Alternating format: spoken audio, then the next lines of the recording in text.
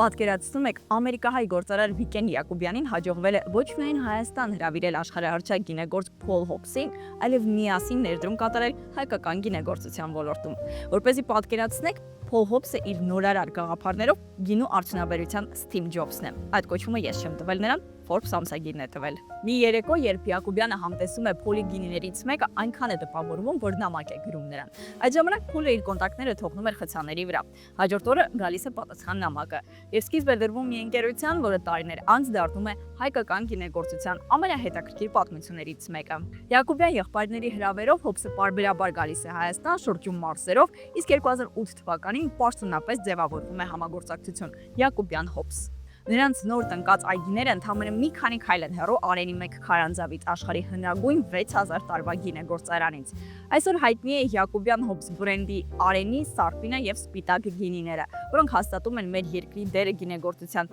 հին ու նոր պատմության մեջ։ Ճանաչենք մարդկանց, որոնք Հայաստանի դեսպաններն են արտերկրում եւ ճանաչելի են դարձնում մեր երկիրը։